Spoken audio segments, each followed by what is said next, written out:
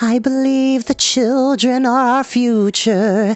Teach them well and let them lead the way. Show them all the beauty they possess inside. Give them a sense of pride to make it easier. Let the children's laughter remind us of how we used to be. Hey, you know what time it is. You know what time it is. Okay, you know what? You know what time it is. Woo! Get into it. Get into it. Okay. Hi. I'm back, lovelies. I'm back. From my favorite 90s show, Gargoyles, Jack is back. But it's Chris. But that's fine. Welcome back. Storytime with Chris. Hi, everybody. Hello, neighbor. I'm glad we're together again. Rest in peace, Mr. Rogers. Now, I've been gone for a while. For those who don't know, Ellie's Restaurant and Bakery over at the Mills Park Hotel in Yellow Springs is now back open at our usual hours from 8 a.m. to 2 p.m. Sunday through Thursday, and then additional hours for dinner specifically on Friday and Saturday nights only from 3 to 8. If you want to come in and get a good meal, get your chicken and waffle, shrimp and grits, chicken salad croissant, or a filet mignon, and we have amazing new specials coming up, y'all, so please, it is imperative that you make your way over to Ellie's, okay? And support all of our other local restaurants here: Sunrise, The Tavern, Calypso, Peaches, Salsa Brava, Miguel's. There's so many amazing, current cuisine, even Tom's Market, even the deli specifically, shout outs to the deli. There's so much of Yellow Springs that people kind of skip over, and I am not just one who supports my own place of employment, but I also support other places of employment that have given me the utmost respect and kindness and knows how to give great hospitality. In my opinion, I can't speak for the effect of somebody else, but please come check us out. I know it's about to be cold. So for those who are down south, let me explain a couple of things if you have been paying attention. So it has been 5 degrees. It jumped up to 9 degrees today. The reason for it being so cold is because of the intense Arctic blast that is coming up from further up north, that is coming down to the lower air regions. And even though it is winter, without the wind chill from that Arctic blast, it probably would be a lot warmer. But because of that wind chill, a lot of areas are experiencing extreme cold, ice, black ice even, power outages. So please, for my friends that are in the Midwest or on the northeast side of the country, please do your best to protect yourselves and stock up on food and non-perishable, and do what you got to do, because it's crazy out here, and winter and Mother Nature are not to be played with. And I love it because, in the words of Elsa, the cold never bothered me anyway. The snow glows white on the mountain tonight, not a footprint to be seen. A kingdom of isolation, and it looks like I'm the queen. No, I'm playing. I'm not doing Elsa. We might try to find a novelization of that story at some point, but I'm not gonna do it. Even though I know all the words, that's fine. But we're back with Storytime, and as I always say, you don't have to watch these stories when they go live. You're more than welcome to watch them in your downtime, nap time, max relax and chillaxing time, study break time, in between time, coffee time, break time, ice cream time, nap time, CP time, anytime that you want to hear a highly animated voice bring you wonderful stories of magic, fantasy, science fiction, adventure, and many, many more in between. Yes. Forgive me, I am so flighty. I'm just quite giddy because I missed you all. I really did. But I had to go enjoy a little bit of a break. I got to go home to Cleveland for a while and visit with my family for a little bit. And for those who I didn't get to see, I will see you later in the year. I will see you at another time. Trust. So, without further ado, let's go ahead and get started. It's been a while since we've read Stuart Little. It's been about 2 weeks now. let's get into it, because the last time we were here, Stuart made a little friend.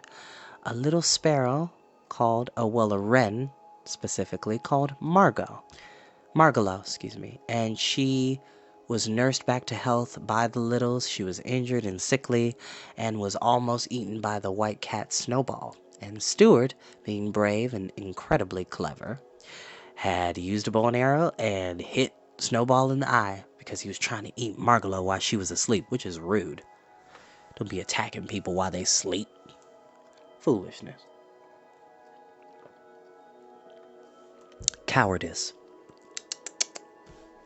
Terrible. And no, I don't own the music that you're listening to in the background, which is brought to you by my one go-to resource, who always has incredible ambient music from manga, anime, TV shows, movies, and many, many more in between. Manga is interesting because manga is a piece of paper and it's comics, but there are anime based off of certain manga. That's what I was trying to say. Anyway, go check them out. Mr. Ambiance. They're on YouTube. Like, share, and subscribe. Okay. Without further ado, we'll begin. Chapter 9. A Narrow Escape. Margalo liked it so well at the Littles' house, she decided to stay for a while instead of returning to the open country. She and Stuart became fast friends. And as the days passed, it seemed to Stuart that she grew more and more beautiful. He hoped she would never go away from him. One day, when Stuart had recovered from bronchitis, he took his new skates and put on his ski pants and went out to look for an ice pond. He didn't get far. The minute he stepped out onto the street, he saw an Irish terrier, so he had to shimmy up an iron gate and jump into a garbage can, where he hid in a grove of celery. While he was there, waiting for the dog to go away, a garbage truck from the Department of Sanitation drove up to the curb and two men picked up the can. Stuart felt himself being hoisted high in the air. He peered over the side and saw that in another instant, he and everything in the can would be dumped into the big truck. If I jump now, I'll kill myself, thought Stuart, so he ducked back into the can and waited, because he's very small, and that's a bit of a height of a distance to drop down on. You could really hurt yourself. The man threw the can with a loud bump into the trunk, where another man grabbed it, turned it upside down, and shook everything out. Stuart landed on his head, buried 2 feet deep in wet, slippery garbage. All around him was garbage, smelling strong. Under him, over him, on all 4 sides of him. Garbage. Just an enormous world of garbage and trash and smell. Yuck! It was a messy spot to be in. He had egg on his trousers, butter on his cap, gravy on his shirt, orange pulp in his ear, and banana peel wrapped around his waist. Still hanging on to his skates, Stuart tried to make his way up to the surface of the garbage, but the footing was bad. He climbed a pile of coffee grounds, but near the top the grounds gave way under him, and he slid down and landed in a pool of leftover rice pudding. I bet I'm going to be sick in my stomach before I get out of this, said Stuart. He was anxious to work his way up to the top of the pile because he was afraid of being squashed by the next can load of garbage. When at last he did succeed in getting to the surface, tired and smelly, he observed that the truck was not making any more collections but was rumbling rapidly along. Stuart glanced up at the sun. We're going east, he said to himself. I wonder what that means. There was no way for him to get out of the truck. The sides were too high. He just had to wait. When the truck arrived at the East River, which borders New York City on the east and which is a rather dirty but useful river, the driver drove out onto the pier, backed up to a garbage scow, and dumped his load. Stuart went crashing and slithering along with everything else and hit his head so hard he fainted, and lay quite still as though dead. He lay that way for almost an hour. When he recovered his senses, he looked about him and saw nothing but water. The scow was being towed out to sea. Just terrible. Well, thought Stuart, this is about the worst thing that could happen to anybody. I guess this will be my last ride in this world, for he knew that the garbage would be towed 20 miles out and dumped into the Atlantic Ocean. I guess there's nothing I can do about it, he thought hopelessly. I'll just have to sit here bravely and die like a man. But I wish I didn't have to die with egg on my pants and butter on my cap and gravy on my shirt and orange pulp in my ear and banana peel wrapped around my middle. The thought of death made Stuart sad, and he began to think of his home and his father and mother and brother and of Margalo and Snowball and of how he loved them, all but Snowbell, and of what a pleasant place his home was, especially in the early morning with the lightest just coming through the curtains and the household stirring and waking. The tears came into his eyes when he realized that he would never see them again. He was still sobbing when a small voice behind him whispered, "Stuart!" He looked around, through his tears, and there, sitting on a Brussels sprout, was Margalo. "Margalo!" cried Stuart. "How did you get here?" "Well, I was looking out the window this morning when you left home, and I happened to see you get dumped into the garbage truck, so I flew out the window and followed the truck, thinking you might need help." "I've never been so glad to see anybody in all my life," said Stuart. "But how are you going to help me?" "I think that if you'll hang on to my feet," said Margalo, "I can fly ashore with you. It's worth trying anyway. How much do you weigh?" 3.5 ounces, said Stuart. "With your clothes on?" asked Margalo. "Certainly," replied Stuart modestly. "Then I believe I can carry you all right." "Suppose I get dizzy?" said Stuart. "Don't look down," replied Margalo. "Then you won't get dizzy." "Suppose I get sick at my stomach?" "You'll just have to be sick," the bird replied. "Anything is better than death." "Yes, that's true," Stuart agreed. "Hang on, then. We might as well get started." Stuart tucked his skates into his shirt, stepped gingerly onto a tuft of lettuce, and took a firm grip on Margalo's ankles. "All ready," he cried. With a flutter of wings, Margalo rose into the sky, carrying Stuart along, and together they flew out over the ocean and headed toward home. Which is ironic because even though I love the idea of flying and the freedom it gives, I am terrified of heights. And no, I'm not afraid of falling necessarily. It more so is the gravity of what it means to be very high up and not having a pair of wings to help. "Phew," said Margalo when they were high in the air. "You smell awful, Stuart." "I know I do," he replied gloomily. "I hope it isn't making you feel bad." "I can hardly breathe," she answered, "and my heart is pounding in my chest. Is there something you could drop to make yourself lighter?" "Well, I could drop these ice skates," said Stuart. "Goodness me," the little bird cried. "I didn't know you had skates hidden in your shirt. Toss those heavy skates away quickly, or we will both come down in the ocean and perish." Stuart threw his skates away and watched them fall down, down, till they disappeared in the gray waves below. "That's better," said Margalo. "Now we're all right. I can already see the towers and chimneys of New York." 15 minutes later, in they flew through the open window of the Littles' living room and landed on the Boston Fern. Mrs. Little, who had left the window up, when she missed Margalo, was glad to see them back, for she was beginning to worry. When she heard what had happened and how near she had come to losing her son, she took Stuart in her hand, even though his clothes smelled nasty, and kissed him.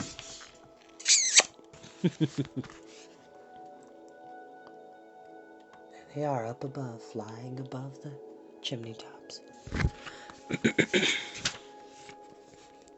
And how near she had come to losing her son. She took Stuart in her hand, even though his clothes smelled nasty, and kissed him. Then she sent him upstairs to take a bath and sent George out to take Stuart's clothes to the cleaner. "What was it like out there in the Atlantic Ocean?" inquired Mr. Little, who had never been very far from home. So Stuart and Margalo told all about the ocean, and the gray waves curling with white crests, and the gulls in the sky, and the channel buoys, and the ships, and the tugs, and the wind making a sound in your ears. Mr. Little sighed. Said someday he hoped to get away from business long enough to see all those fine things.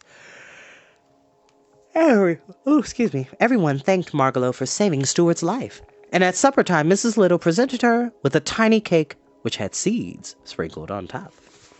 A seed cake.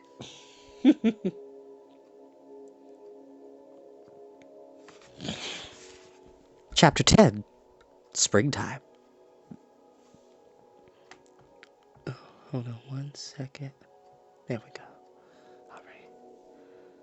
Snowbell the cat enjoyed nighttime more than daytime. Perhaps it was because his eyes liked the dark. But I think it was because there are always so many worthwhile things going on in New York at night. Snowbell had several friends in the neighborhood. Some of them were house cats, others were store cats. He knew a Maltese cat in the AMP, a white Persian in the apartment house next door, a tortoiseshell in the delicatessen, a tiger cat in the basement of the branch library, and a beautiful young Angora who had escaped from a cage in a pet shop on 3rd Avenue and had gone to live a free life of her own in the tool house of the small park near Stewart's home. One fine spring evening, Snowbell had been calling on the Angora in the park. He started home late, and it was such a lovely night she said she would walk along with him to keep him company. When they got to Mr. Little's house, the two cats sat down at the foot of a tall vine which ran up the side of the house past George's bedroom. This vine was useful to Snowbell because he could climb it at night and crawl into the house through George's open window. Snowbell began telling his friend about Margalo and Stewart. "Goodness," said the Angora cat. "You mean to say you live in the same house with a bird and a mouse and don't do anything about it?" "That's the situation," replied Snowbell. "But what I can do about it, please remember that Stewart is a member of the family and the bird is a permanent guest, like myself." "Well," said Snowball's friend, "all I can say is you've got more self-control than I have." "Doubtless," said Snowbell. "However, I sometimes think I've got too much self-control for my own good. I've been terribly nervous and upset lately, and I think it's because I'm always holding myself in." The cats' voices grew louder, and they talked so loudly that they never heard a slight rustling in the vine a few feet above their heads. It was a gray pigeon, who had been asleep there and had awakened at the sound of cats and began to listen. "This sounds like an interesting conversation," said the pigeon to himself. "Maybe I'd better stay around and see if I can learn something." "Look here," he heard the Angora cat say to Snowbell. "I admit that a cat has a duty toward her own people, and that under the circumstances it would be wrong for you to eat Margalo. But I'm not a member of your family, and there's nothing to stop me from eating her, is there?"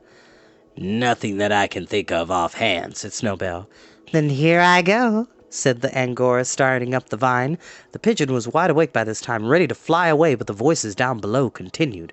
"Wait a minute," said Snowbell. "Don't be in such a hurry. I don't think you'd better go in there tonight." "Why not?" asked the other cat. "Well, for one thing, you're not supposed to enter our house. It's unlawful entry and you might get into trouble," Which is a very real criminal offense, kids. Going into somebody's house that you do not have permission to be in is breaking and entering and unlawful entry. They're both meaning the same thing, but they're worded differently. Just don't do it. If you feel like something is wrong and somebody's left their door open, you can always shout in like, "Excuse me, is anybody home?" Or go find an adult or a parent that you can trust or a guardian you can trust to see what's going on. It's always good to be vigilant, but never go into somebody's house unannounced.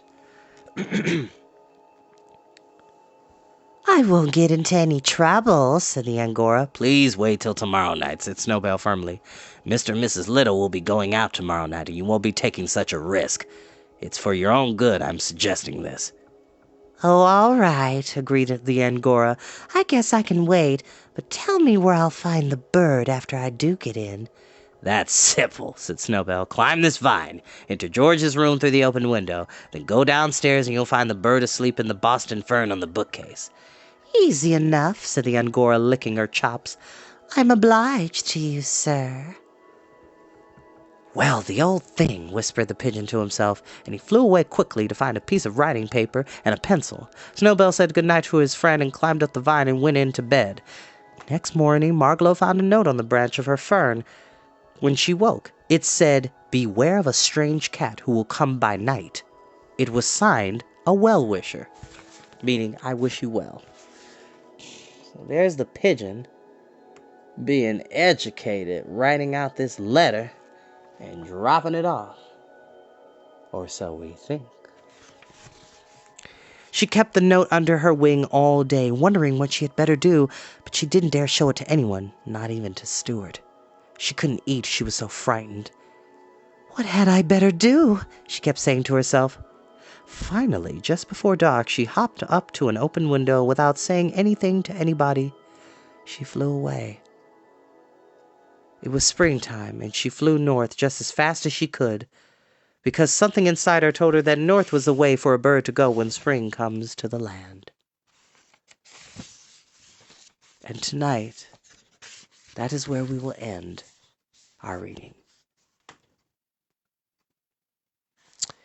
You know, outside of the cat wanting to eat this bird, it kind of reminds me of how people bully other people so badly that they either move schools or run away or run off by themselves to be by themselves.